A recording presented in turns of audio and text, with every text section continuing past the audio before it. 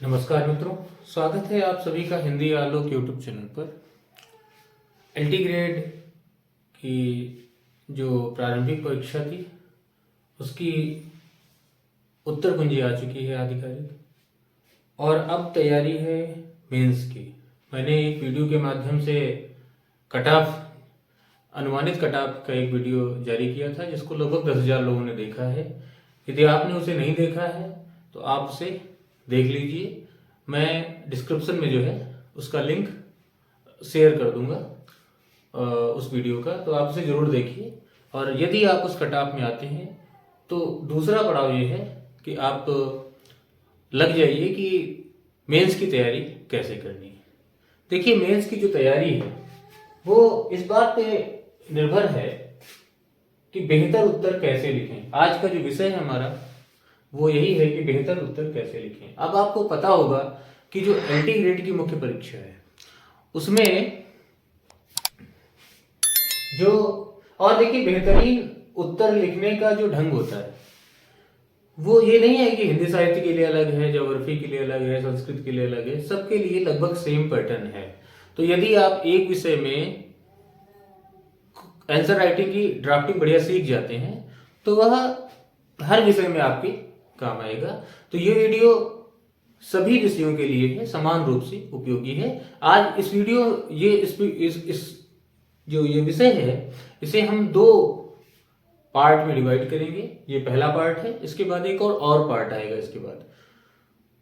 और आप सभी को आंग्ल नववर्ष की हार्दिक शुभकामनाएं, क्योंकि हम इस आंग्ल नववर्ष में आपके लिए अपेक्षा करेंगे कि ये नौकरी वाला साल हो और एलटी ग्रेड और जीआईसी, जीडीसी जो भी मेंस वाली परीक्षाएं हैं या अन्य भी जो टीजीटी पीजीटी परीक्षाएं हैं, किसी न किसी में आप चयनित हो जाएं और आप सरकारी नौकरी वाला ये देने वाला ये वर्ष हो आपके लिए।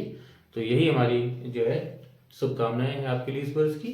तो आज हम अपने विषय पर आते हैं कि बेहतरीन उत्तर कैसे लिखें। आपको ये पता होगा कि जो एलटी ग्रेड की मुख्य परीक्षा होनी है या जीडीसी की राजकीय डिग्री कॉलेज असिस्टेंट प्रोफेसर की परीक्षा होनी है या जीआईसी लेक्चरर की परीक्षा होनी है, सब में राजकीय इंटर कॉलेज जो लेक्चरर है उसका, तीनों में चाहे एलटी हो या जीआईसी लेक्चरर हो या फिर जीडीसी हो, तीनों में एक बात कॉमन है। तीनों को लोक सेवा आयोग करा रहा है, उत्तर प्रदेश लोक सेवा प्रयागराज कंडक्ट करा रहा है। और इन तीनों में जो पैटर्न है वो 20 प्रश्नों का है। जो विषय का आपका होना है, जो वैकल्पिक होगा आपका 20 प्रश्नों का। 10 प्रश्न आपके लघु हैं। एक हमारी वीडियो है जो हमने रणनीति पर बनाई है, कैसे इसकी तैयारी की रणनीति क्या होनी चाहिए, तो वो भी मैं उसका भी लिंक आपको शेयर कर दूंगा कमेंट बॉक्स में या डिस्क्रिप्शन में, तो आप देख लीजिएगा उसे भी। तो मैंने उसको बताया है। आप देखिए कि इन सब में 10 लघु और 10 विस्तृत ये प्रश्न आने हैं और समय मिल रहा है आपको सभी में 3 घंटे।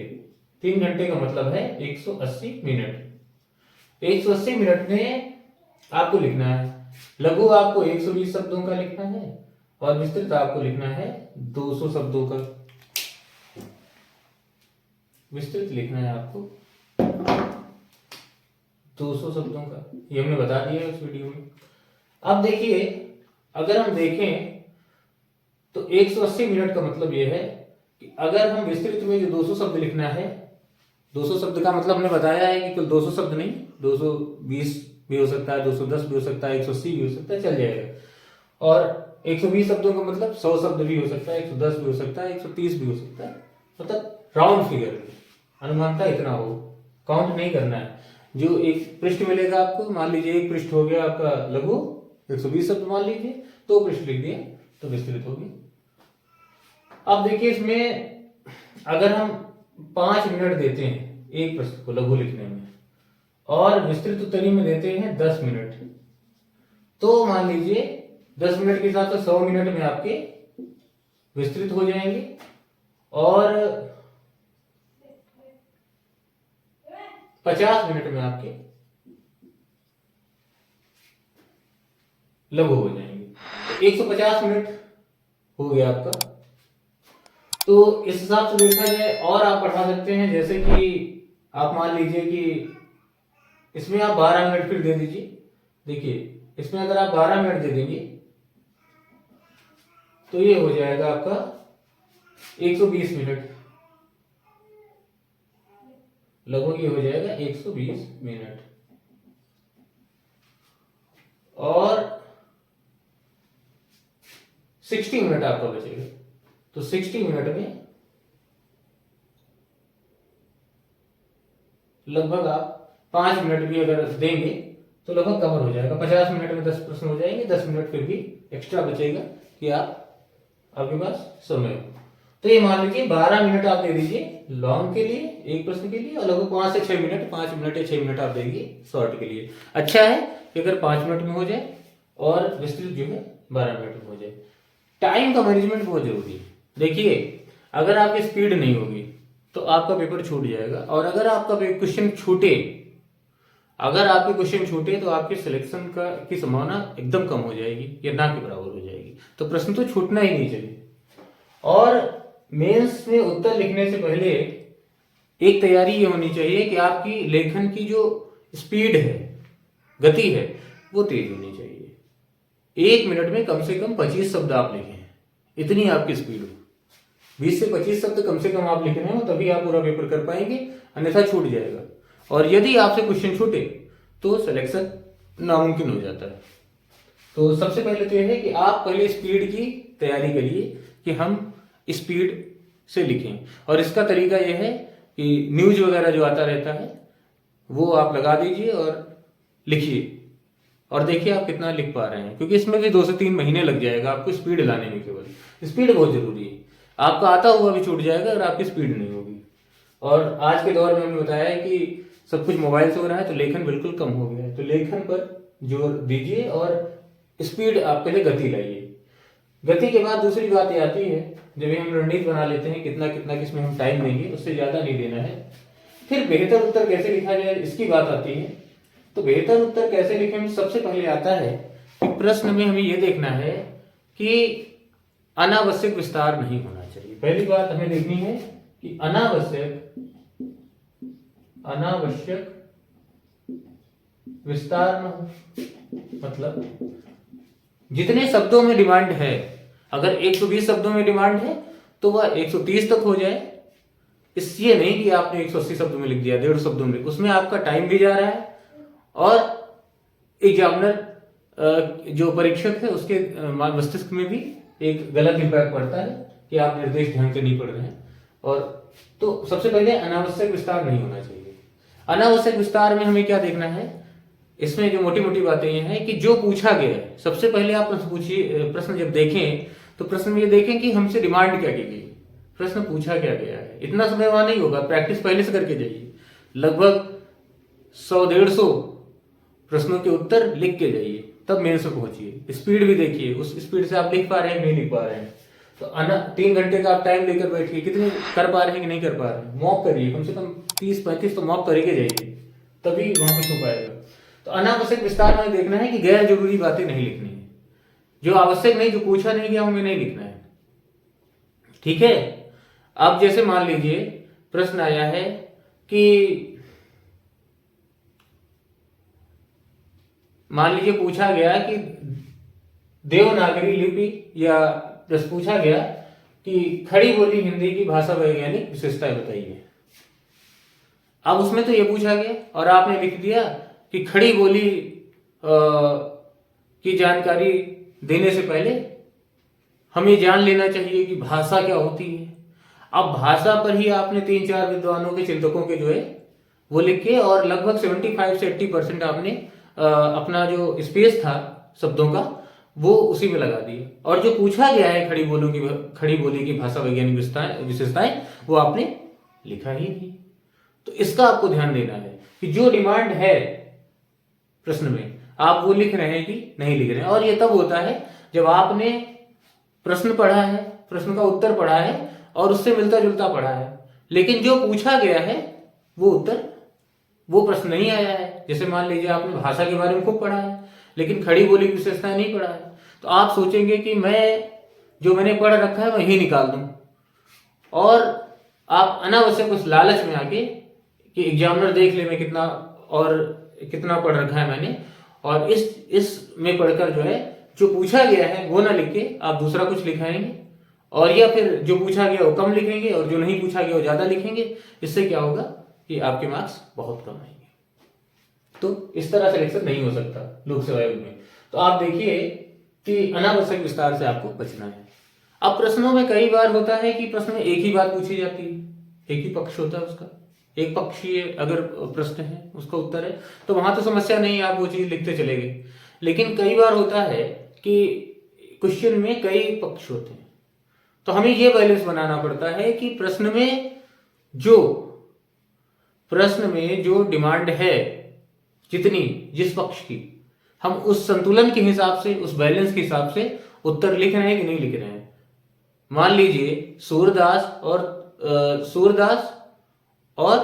तुलसीदास दोनों जो है सगुण कवियों के बारे में हमसे पूछा गया, तो हमने तुलसी के बारे में ज्यादा पढ़ा है तो तुलसी के बारे में खूब लिख दिया और सूरदास को बिल्कुल एक लाइन में खत्म कर दिया। तो लेकिन एग्जामिनर सूर में भी देखना चाह रहा था कि सूर में आपको क्या आता है, तो वो नहीं मिला उसे, तो वो लंगड़ा जैसा उत्तर था उसे लगा और उसने उसके हिसाब से मूल्यांकन कर दिया। तो इसका बैलेंस भी हमें देखना है कि प्रश्न में किस हिसाब से क्या क्या पूछा गया है और सारी चीजें हम एक बैलेंस में लिख पा रहे हैं कि नहीं। संतुलन बहुत आवश्यक है उत्तर में। एक बात और होती है कि जैसे एक तो अनावश्यक विस्तार हो गया, दूसरा हम देखेंगे संतुलन। संतुलन हमें बनाना है, जो कई चीजें पूछी गई हैं तो हर बात को एक बैलेंस में लिखना है। ये नहीं किसी जो हमें ज्यादा पढ़ा है उसको बहुत लिख दिया और जो कम पढ़ा है उसको बिल्कुल एक लाइन में खत्म कर दिया। तो हमें बैलेंस लेके चलना है। एक और चीज आती है कि इसमें हम देख सकते हैं, एक तो आती है आपकी तीसरी बात जो हम कह सकते हैं महत्वपूर्ण है, वो है प्रवाह।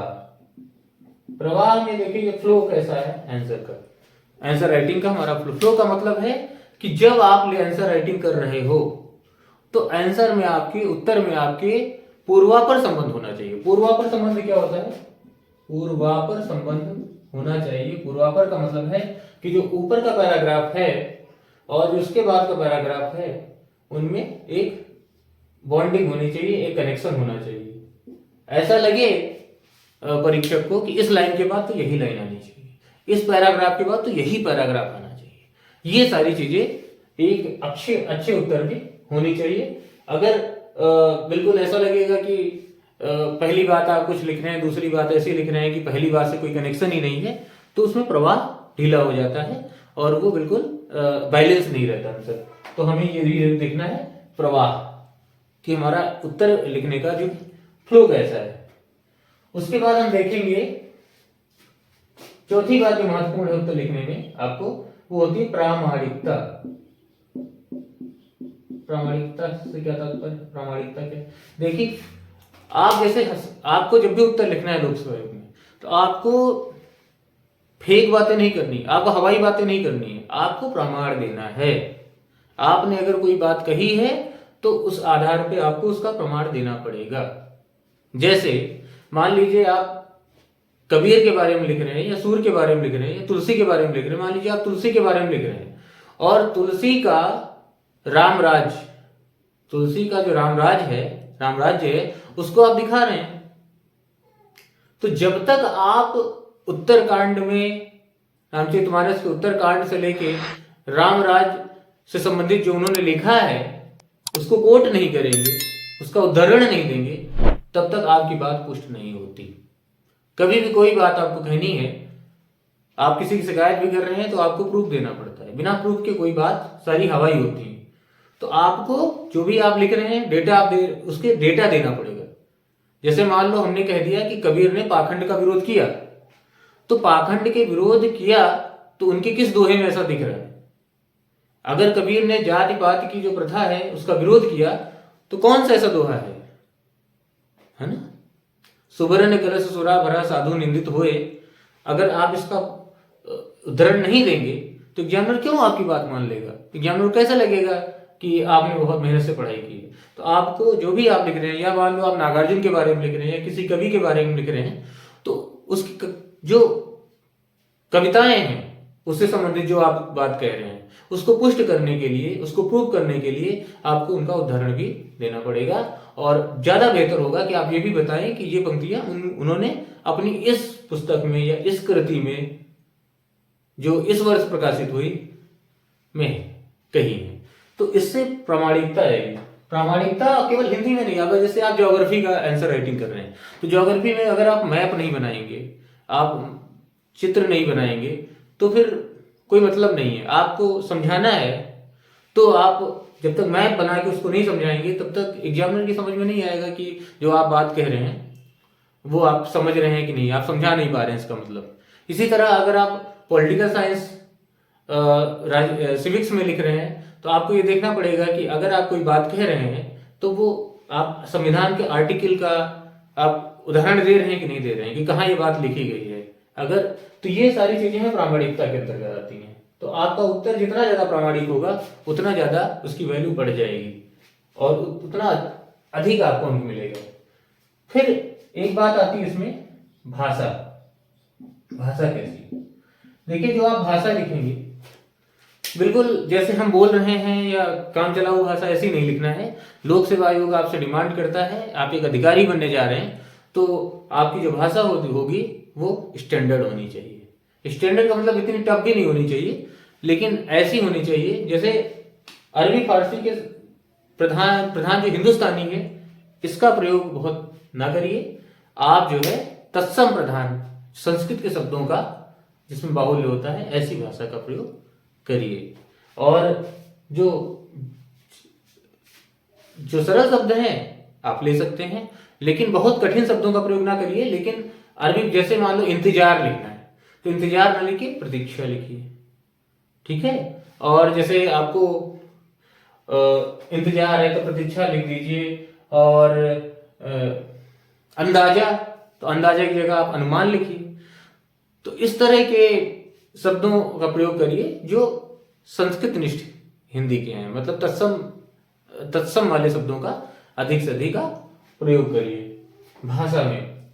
फिर हम देखते हैं, भाषा के बाद हम देखते हैं ये जो मुख्य पॉइंट हो गया आपके, एक तो अनावश्यक विस्तार से आपको बचना है, बैलेंस होना चाहिए, प्रवाह मतलब पूर्वापर संबंध होना चाहिए, प्रामाणिकता होनी चाहिए, और प्रामाणिकता के बाद आपकी भाषा कैसी होनी चाहिए, भाषा का भी ध्यान देना है कि अच्छे उत्तर में भाषा का भी महत्व होता है।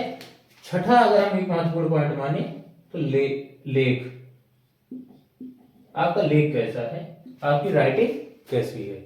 अगर राइटिंग आपकी अच्छी है तो जाहिर सी बात है, अगर एक ही बात अच्छी राइटिंग में लिखी जाएगी और थोड़ा खराब राइटिंग में लिखी जाएगी, और तीसरी एकदम जिसको पढ़ नहीं सकते, तो उसमें क्या मार्किंग करेंगे। लेकिन जो अच्छी राइटिंग है और जो थोड़ा सा पठनीय है लेकिन कुछ खराब है, तो कितना भी कोई कहे कि राइटिंग का मार्क्स नहीं करता है, लेकिन मिलता भले ना हो लेकिन कटता नहीं, जो है राइटिंग का मार्क्स कट जाता है। अब जैसे मान लो एक हम ही आंसर राइटिंग चेक कर रहे हैं या विश्वविद्यालय की कॉपी का मूल्यांकन कर रहे हैं, तो हम ये देखते हैं कि अगर अच्छी राइटिंग में लिखा गया है तो पढ़ने का मन करता है कि हम इसको पढ़ें, और जब पढ़ेंगे तो आंसर राइटिंग अच्छी, मतलब राइटिंग अच्छी होगी, लेखन अच्छा होगा, तो उसको पढ़ने का मन करेगा। और अगर खराब राइटिंग में लिखा है तो दिमाग को जोर पड़ेगा और पढ़ने का मन ही नहीं करेगा। तो अगर वही बात अगर अच्छी राइटिंग में लिखी है, तो इसे मान लो 15 अंक का है और मुझे देना है, तो अगर अच्छी राइटिंग में लिखा है तो मैं उसे 12 तक दे सकता हूँ। लेकिन अगर वही बात लिखी है लेकिन खराब राइटिंग में लिखी है तो 8 और 7 से ज्यादा नहीं निकलेगा, तो बड़ा अंतर आ जाता है। तो राइटिंग का भी बहुत इफेक्ट पड़ता है, आपके लेख का भी बहुत इफेक्ट पड़ता है। तो ये कुछ बातें हैं जो आपको ध्यान में रखना है। लेकिन इन सब बातों से पहले की स्टेप ये है कि आप पहले तो अपनी लेखन की स्पीड बढ़ाइए, क्योंकि अगर स्पीड कम रहेगी तो आप ये समझ लीजिए कि आपका पेपर छूटना तय है, आपके क्वेश्चन छूट जाएंगे, और अगर आपके क्वेश्चन छूट गए तो आपका सिलेक्शन नहीं हो सकता, ये आप मान लीजिए। तो आपको सबसे पहले तो क्या है मेंस लिखने से पहले आपको मेंस के लिए मेंटली प्रिपेयर होना पड़ेगा और आपको फिजिकली प्रिपेयर होना पड़ेगा। आपको बहुत सारा मॉक करना पड़ेगा और प्रैक्टिस करनी पड़ेगी कि हम 3 घंटे में ये 20 क्वेश्चन का जो टास्क है इसे कर पा रहे हैं कि नहीं कर पा रहे हैं। तो ये बातें हैं जिनको आपको ध्यान में रखना है, तभी आप एक अच्छा उत्तर लिख सकते हैं। अब इसके बाद इस वीडियो में हम इतनी ही बात करेंगे। इसके बाद हम जो अगला इसका पार्ट लाएंगे उसमें हम एक उत्तर लेंगे और उसको लिख कर देखेंगे कि कैसे अच्छी राइटिंग, आंसर राइटिंग जो है हम कर सकते हैं। तो आज के लिए इतना ही। मैं doctor Alok Kumar Tiwari, assistant professor Hindi, आप सबसे विदा चाहता हूँ। जय हिंद, जय भारत, जय हिंदी, वंदे मातरम, नमस्कार।